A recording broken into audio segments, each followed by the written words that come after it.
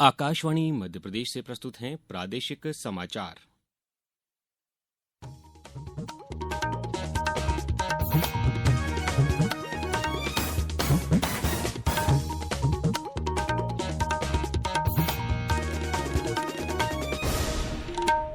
नमस्कार, समाचारों के साथ मैं अभिषेक कटियार। सबसे पहले इस बुलेटिन के मुख्य समाचार। सर्वोच्च न्यायालय ने कहा कि अस्पताल से नवजात बच्चा चोरी होने पर संबंधित अस्पताल का लाइसेंस रद्द किया जाना चाहिए। प्रदेश में बंद पड़े उद्योगों के बकाया भुगतान के लिए प्रयासरत है सरकार।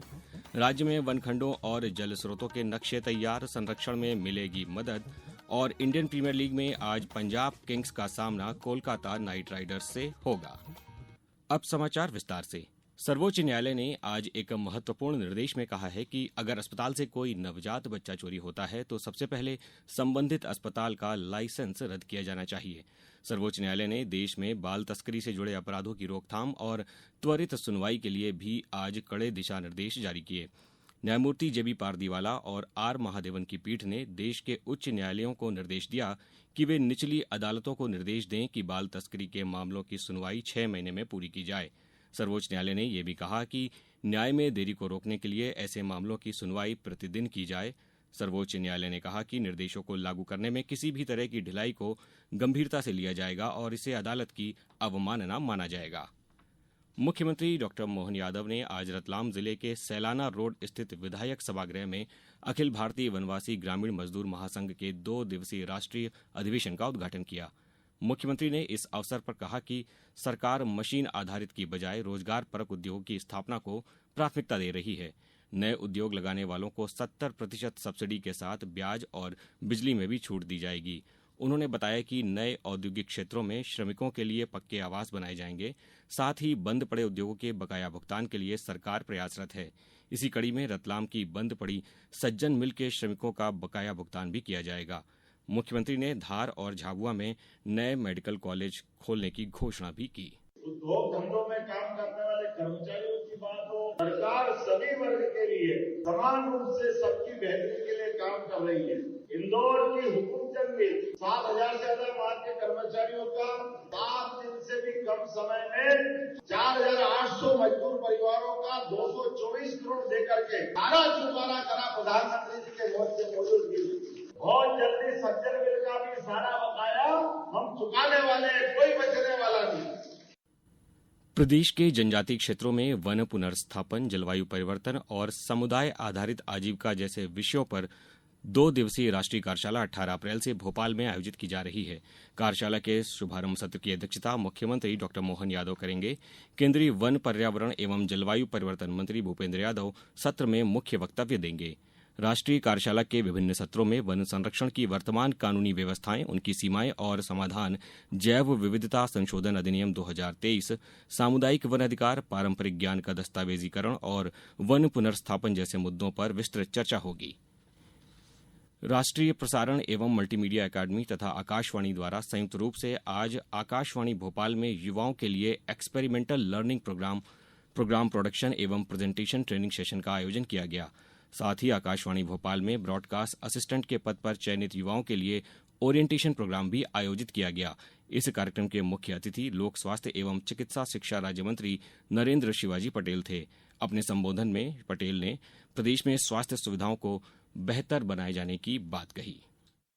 चिकित्सा क्षेत्र में नए नए नवाचार भी हम लोग कर रहे हैं और प्रधानमंत्री जी का जो स्वप्न है कि 2047 तक भारत को विकसित भारत बनाना है। विकसित भारत जब ही बनेगा जब स्वस्थ भारत होगा, और स्वस्थ भारत जब ही होगा जब मध्य प्रदेश स्वस्थ होगा। तो मध्य प्रदेश को स्वस्थ रखने के लिए नई नई योजनाएं बना रही है। यहाँ पर हमने PM श्री एयर एम्बुलेंस जैसी सुविधा प्रारंभ की है और अभी हम एक नया प्रयोग और करने जा रहे हैं कि यदि पानी के माध्यम से हम एम्बुलेंस चला सकें, उसका भी प्रयोग अब हम मध्य प्रदेश में करने जा रहे हैं और प्रत्येक नागरिक तक हम विश्व स्तरीय स्वास्थ्य सेवाएं प्रदान कर सकेंगे, ऐसा हमारा भरोसा है।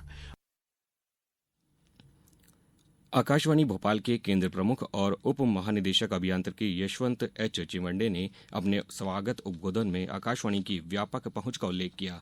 वहीं कार्यक्रम प्रमुख राजेश भट्ट ने ELP प्रोग्राम के शेड्यूल की जानकारी दी। अब समाचारों में वक्त है एक ब्रेक का। ये समाचार आप आकाशवाणी मध्य प्रदेश से सुन रहे हैं। ये समाचार बुलेटिन YouTube पर Madhya Pradesh news all India radio channel पर और फेसबुक के साथ ही एक्स प्लेटफॉर्म पर AIR न्यूज भोपाल पेज पर सुने जा सकते हैं। इसके अलावा आप हमारी वेबसाइट newsonair.gov.in पर या न्यूज ऑन AIR ऐप पर भी समाचार सुन सकते हैं। समाचारों में पुनः आपका स्वागत है। प्रदेश में वन विभाग ने वनखंडों के मूल मानचित्रों एवं राजस्व विभाग के खसरावार उपलब्ध GIS डेटा का उपयोग कर नक्शे तैयार किए हैं। अब तक 64 वन मंडलों में से 40 के परिष्कृत मानचित्र तैयार किए गए हैं एवं 23 वन मंडलों के वन क्षेत्रों के मानचित्रों का सुधार कार्य प्रगति पर है। इससे वनों के संरक्षण में मदद मिल रही है। इसी तरह सूचना प्रौद्योगिकी द्वारा मध्य प्रदेश के समस्त वन मंडलों के सतही जल स्रोतों का मानचित्रीकरण किया गया है। इन मानचित्रों को ग्रीष्म ऋतु के सैटेलाइट रिमोट सेंसिंग डाटा के उपयोग से बनाया गया है। इससे वनों के जल स्रोतों में बढ़ोतरी हुई है। परिवहन और राजमार्ग मंत्री नितिन गडकरी ने देश के बुनियादी ढांचे के विकास के महत्व पर जोर दिया है और प्रतिदिन 100 किलोमीटर राजमार्ग के निर्माण का लक्ष्य रखा है। अखिल भारतीय प्रबंधन संघ AIMA के 10वें राष्ट्रीय नेतृत्व सम्मेलन को संबोधित करते हुए उन्होंने कहा कि अगले 18 महीनों के भीतर देश का सड़क बुनियादी ढांचा अमेरिका से बेहतर हो जाएगा। हम 25,000 किलोमीटर 2 to 4 लेन बनाएंगे और जो टेक्नोलॉजी की बात है वो बहुत इंपॉर्टेंट है। कॉस्ट ऑफ कंस्ट्रक्शन को कम करना और क्वालिटी ऑफ कंस्ट्रक्शन को इम्प्रूव करना और वेस्ट मटेरियल का यूज करना इको फ्रेंडली, इस पर हमारे एम्फेसिस है। मैं 100 किलोमीटर पर डे ये टारगेट रखकर काम कर रहा हूँ कि 1-1.5 साल में अमेरिकन नेशनल हाईवे से हमारे हाईवे अच्छे बनेंगे, ये मैं आपको विश्वास दिला सकता हूँ। इंडियन प्रीमियर लीग में आज पंजाब किंग्स का सामना कोलकाता नाइट राइडर्स से होगा। मैच मुल्लापुर में शाम 7:30 बजे से खेला जाएगा। मौजूदा चैंपियन कोलकाता का इस सीजन का ये 7वां मैच होगा। टीम ने 6 में से 3 जीत और 3 हार झेली हैं। दूसरी ओर पंजाब का 6ठा मुकाबला होगा। पंजाब की टीम ने 5 में से 3 मैच जीते जबकि 2 में हार का सामना करना पड़ा है। और अब रुख करते हैं मौसम का। प्रदेश में कल से लू का असर शुरू होने की आशंका है। मौसम विभाग के मुताबिक इंदौर, ग्वालियर, उज्जैन और चंबल संभाग के जिलों में लू चल सकती है। इस दौरान भोपाल, इंदौर, उज्जैन, ग्वालियर, चंबल और नर्मदापुरम संभाग में गर्मी का असर तेज हो जाएगा। यहां पारा 40 डिग्री के पार पहुंच सकता है। बारिश और आंधी की गतिविधियों में थोड़ी कमी आएगी। अब कुछ समाचार संक्षेप में।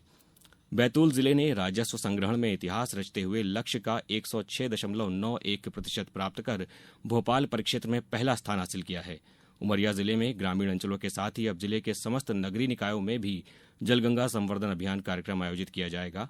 शहडोल जिले में दुग्ध उत्पादन व पशुपालन को बढ़ावा देने के लिए 36 सहकारी समितियां बनाई गई थीं। इनमें से 10 समितियां केशवाही क्षेत्र में और 26 समितियां ब्योहारी के मऊ क्षेत्र में गठित की गईं। नर्मदापुरम जिले में समर्थन मूल्य पर किसानों से अब तक 276 करोड़ 42 लाख रुपए की 1,06,316 मीट्रिक टन गेहूं खरीदी की जा चुकी है। खंडवा जिले में आयुष्मान आरोग्य शिविरों में 5,145 के लगभग हितग्राहियों का स्वास्थ्य परीक्षण किया गया। झाबुआ में कलेक्टर नेहा मीना ने गढ़वाड़ा और छापरी क्षेत्र में आंगनवाड़ी केंद्रों, प्राथमिक शाला, आयुष्मान आरोग्य केंद्र एवं KYC कैंप का आकस्मिक निरीक्षण किया। अशोकनगर में आज नवागत कलेक्टर आदित्य सिंह ने पदभार ग्रहण किया। वे हरदा से स्थानांतरित होकर आए हैं। और देवास जिले में जलगंगा संवर्धन अभियान के तहत जिला प्रशासन एवं ग्रामीणों के जन सहयोग से जनपद पंचायत देवास की ग्राम पंचायत टिगरिया गोगा एवं पर्वतपुरा के तालाब का गहरीकरण किया जा रहा है। अंत में मुख्य समाचार एक बार फिर। सर्वोच्च न्यायालय ने कहा कि अस्पताल से नवजात बच्चा चोरी होने पर संबंधित अस्पताल का लाइसेंस रद्द किया जाना चाहिए।